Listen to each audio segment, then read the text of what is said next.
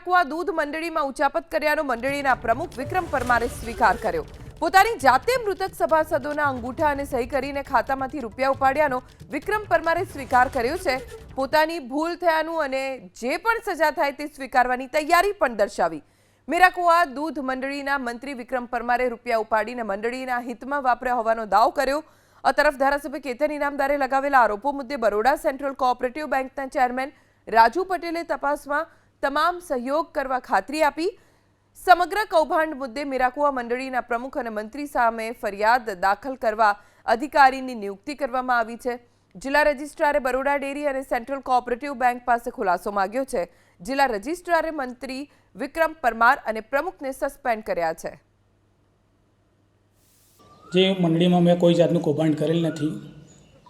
જે બરોડા ડેરીમાં ને વહીવટી માળખામાં દર વર્ષે જે ઓડિટ થતા હોય, દર વર્ષના મારા ઓડિટ હિસાબો ક્લિયર છે, જેમાં મારે કોઈ ઉચ્ચાપત કે કોઈ કૌભાંડ મારા ઓડિટની અંદર કોઈ બતાવેલ નથી।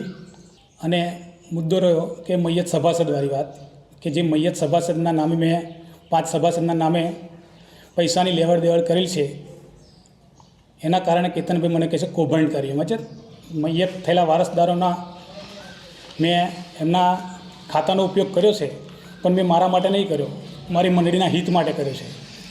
અને મેં મારા ડેરીના જે સભાસદોના ખાતા નહોતા એમને મેં કેશ પેમેન્ટ ચૂકવણું કરેલ છે, જેના ચૂકવણા પત્રકની અંદર સહી કરેલી છે।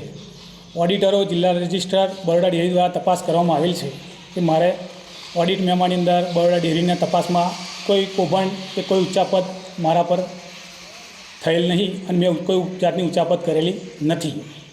હા, બેંકના નિયમ મુજબ કેવાયસી થાય જ છે। 10 વર્ષે બેંકનો નિયમ છે। આ 17મો થયા હતા, કોઈ 18મો ખાતું ખોલ્યું, એ પ્રમાણે 10 વર્ષે થાય જ છે કેવાયસી।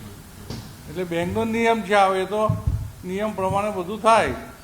બીજી બધી બેંકોમાં તો દર વર્ષે કેવાયસી કરવું પડે। એટલે હવે અહીં તો 3,80,000 છે, આ કોઓપરેટિવ બેંક છે। એટલે બીજી બધી બેંકમાં તો હવે નિયમ નહીં ખબર, પણ અહીં બધા 10 વર્ષે જનરલી કરે છે, એવું છે। અને કોઈનો પ્રોબ્લેમ અત્યાર સુધી આવ્યો નથી, ને આવો પ્રોબ્લેમ આવ્યો હશે તો હવે કરાવડાવીશું અમે। આજે તપાસ ખોટું થયું હોય તો તપાસ કરે, એમાં ક્યાં બેંકને કોઈ વાંધો નથી।